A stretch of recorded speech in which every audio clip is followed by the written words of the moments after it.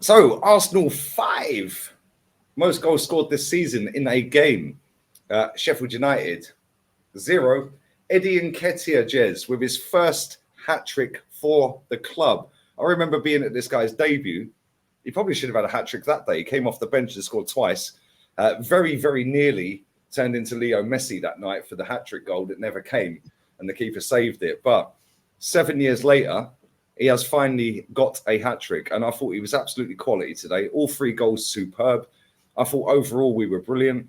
First half, not so good. But we got the goal. Great first touch from Eddie. Great pass from Declan Rice. Cool finish. Second half, best performance of the season for me. What did you make of that, mate? Yeah, top class, top class. Well done, Eddie Nketiah. You've had a lot of abuse from me. Well, not abuse, but criticism. And I hope this kicks you on and spurs you on to bigger and better things, because you've obviously got something in you. But of recent, you haven't been great. But I'll tell you what today, mate, my man of the match, absolutely superb, top class. And may it long continue for you and your career, my friend. Facts. We can maybe get another 5, 6, 7 million from him in January. Make sure you sub to Jez's channel, people. We're going to do player ratings after this fan cam. Don't forget, also, I'm on with Ola, the Fight Week show. We're going to do the boxing watch along. I'm about 12 cans deep, so I'm going to have to slow down. I'm not 12 cans deep. I'm joking. I'm fine. But yeah, listen, we've seen the starting 11 today, and we were like, oh, Smith Rowe's alive. Yeah, where's Gabriel Magalhaes? We're like, why is he on the bench? Yeah, Kivior came in. He could have had a cigar on, the same as the goalkeeper. The whole of that back line. Zinchenko looked great today.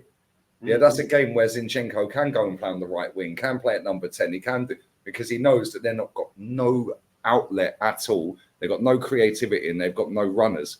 Yeah, and it was comfortable, really. I mean, they made it hard work in the first half, and we were sort of lacking ideas at times. Saka went on the left at one point, Havertz on the right. But we got the goal. Yeah, and I'm not sure whether Declan Rice meant that pass. Oliver's trying to convince me he did. I'm still not convinced, because he put it through the centre-back's legs. But Eddie, what a touch, man. That touch made that goal. And then to have the composure to finish it, yeah, fantastic. We go in at half-time. We come back out, and we're like, right, please step it up. Yeah, we're seeing Bayern score 8 goals, and they're scoring goals for fun. We're seeing the Madrid El Clasico, and we're like, we're sitting here watching this. Come on, give us something. And they gave us something in the second half. Eddie's second goal was superb, but the third goal, oh yeah, mate. And Kenny said this. He goes, if he hadn't have scored, he wouldn't have took that shot for that third goal. He wouldn't have done that. That was confidence. That was oozing. It was like, yo, bang. Yeah, and I'm surprised he didn't take the penalty, which again, Vieira came on, changed the game again. Well, I wouldn't say changed the game, but impacted the game is probably the best way to say it. And then Tomiyasu, steady Eddie. He's basically our Nacho Monreal. 7 out of 10 every time he plays, at least. And I'm so happy he got a goal today, because he's deserved something out of the last 3 or 4 games. But the only disappointment for me was Kai Havertz, because even though we played good today, I thought he was shocking. But other than that, I thought it was an all-round really good performance today, and we move on to West Ham. Yeah, yeah, I mean, it's a great 5-0. Love it. It's about time we had a 5-0. They don't come along every day, and we haven't had many. I think, twice last season. I might be wrong. I might be correct. I might be wrong. I can't remember. But the fact remains is Sheffield United, the Blades, the nickname, they're bloody blunt blades. They are terrible. They are terrible.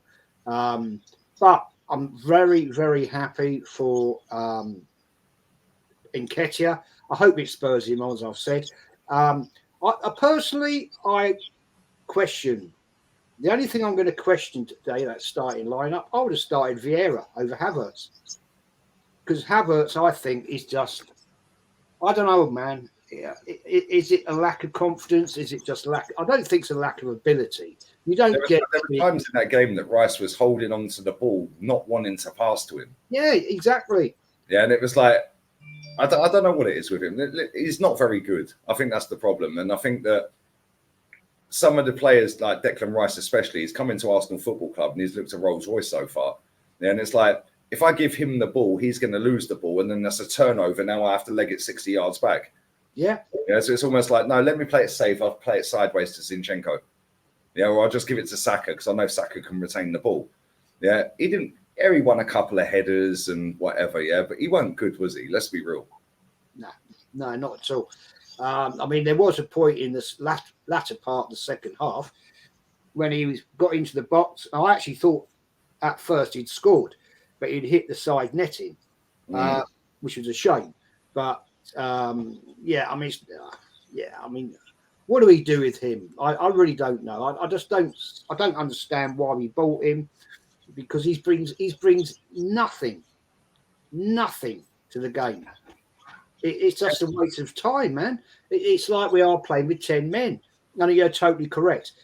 Rice was holding that ball up rather than pass it to him. He'll pass it to somebody else.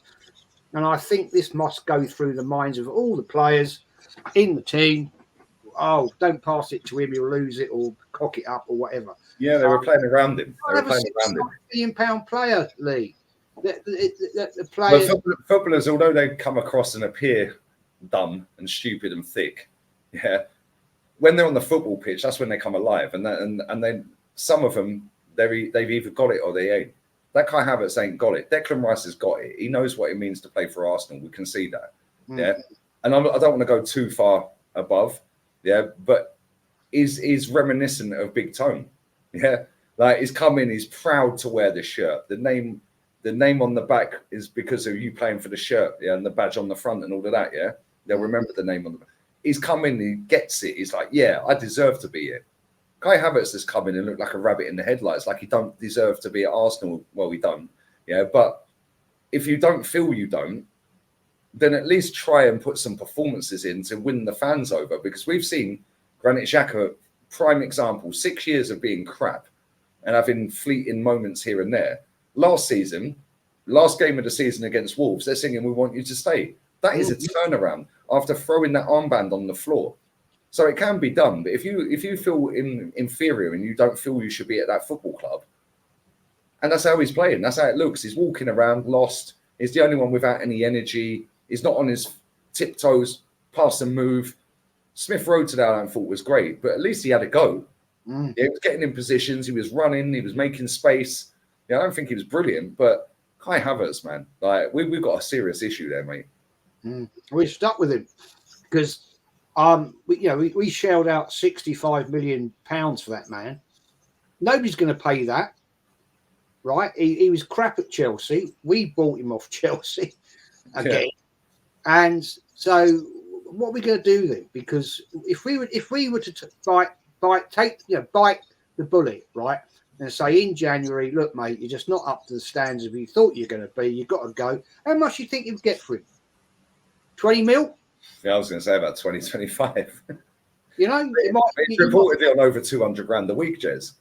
I know, but that's the problem. I mean, because of his high wages, there's not many clubs that are going to come in. If we put him out there and said, look, mate, you got to go. You're just not levels. There's not many teams. I can't see any team that would want to buy him and say, well, we'll give you 200 bags a week. No, not going to happen, man. So would we have to sell him, right, and say to a team, right, yeah, okay, we'll accept 20, 25 million for you, and for the next 2 years, we'll subsidise the wages.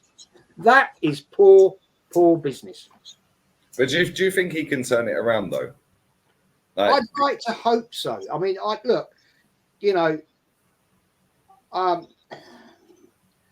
people say that I'm toxic. I'm not toxic. I support every single player on the park. And if they deliver, like I've been highly critical with Eddie Nketiah today. Today, not one Arsenal fan will sit there and say that's a disgrace he's got the armband. I've said it before when he's got it. I said, but today, justified, hat-trick, fair play. I'll let you pass that. You can have that. Yeah? You scored 3 great goals today. You stepped up in a game that was going to be a potential banana skin because they weren't ever going to fucking come out of their defence. No. Yeah, and we had to find a way. Yeah, and we found a way today. So I don't begrudge him getting the armband for 20 minutes. Let him have it. Yeah, and fair play. Yeah, I'm not saying he's going to turn his Arsenal career around because I don't think he will. But credit where it's due. You've scored a hat-trick for Arsenal today, mate. Yeah, fair play. Kai Havertz, I don't see anything from this guy. At least with Eddie, he wants it. He looks like he wants it. Yeah, he might not have the ability, but at least he runs around a lot and tries. Yeah, well, and that's the bare minimum. Yeah, Kai Havertz is walking. Yeah, that's the worry. That is the worry with me, is the fact that, does he really want it?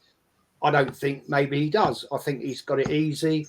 He's got 200 bags or whatever he's on a week, and he's like, well, I'm here. You know, I'm earning a few million a year, you know, and that is a bad mindset. And I have to put it there, that is very much of the latter years of Ozil. Oh, 100%. Yeah, his body language, the ways that, like when you look at his face, he don't fill you with confidence, does he? No. It's like he's, I don't know. It's like he's a finished footballer that knows he's finished, like coming to the end of his career and he can't do it anymore. Yeah. After having a career. But this guy's 24. You know, that's crazy, man. It's crazy. But obviously you said, in fact, before we wrap this up, let's talk about some of the better performances today. The goalkeeper and the back four could have had cigars on. Smith Rowe, like we said. Declan Rice, we've already mentioned. I want to talk about Martinelli and Saka real quick. Yeah, because I was shocked Martinelli came off before Saka. Yeah, because I'm not saying Saka played bad, because I don't think he did, but Martinelli was a constant threat down that left-hand side. He was skinning their right back in that first half.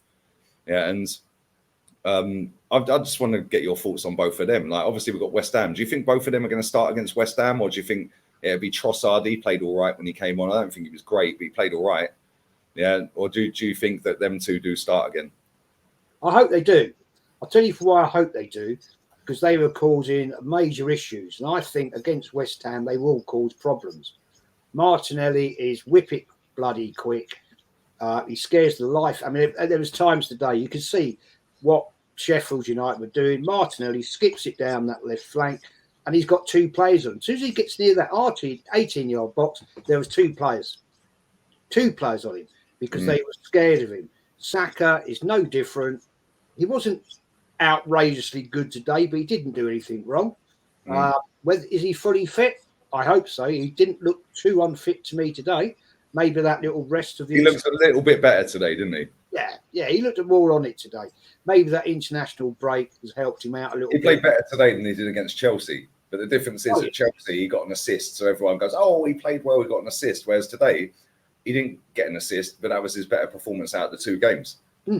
Yeah, and that's why I don't look at assist stats or stats in general. It's like I'll look at what you're doing on the pitch. And I thought today, he weren't brilliant, but he's starting to get back to what we know Saka can do. And because of the benchmark that he's put up there of the levels of performance, we expect a lot from him. Yeah, and it's like, you got to deliver, but delivering doesn't just mean goals and assists. Yeah, delivering can be a performance. And I thought he put in a half decent performance today. I thought so. You know, he didn't look like he had that little limp in his right ankle today. He was actually sprinting and looking and turning quicker, and he looked more on it. And maybe, you know, they've worked on him and done whatever these physio, people do. But yeah, I thought he's decent today, and it will reflect in my player ratings, which we'll do in a little bit. But yeah, I thought it was a decent performance to every player on the park today, apart from one. Yep. And make sure you sub to Jez's channel. Link will be in the title, people. We're going to do player ratings straight after this. That'll get dropped straight away. And then I'm on with Ola, the Fight Week show. We're going to do the undercard and the Tyson Fury fight. Looking forward to that. It's going to be interesting. I don't see any way Tyson Fury loses, but you never know. You never know. So make sure you sub to Jez. We're out of here. Later.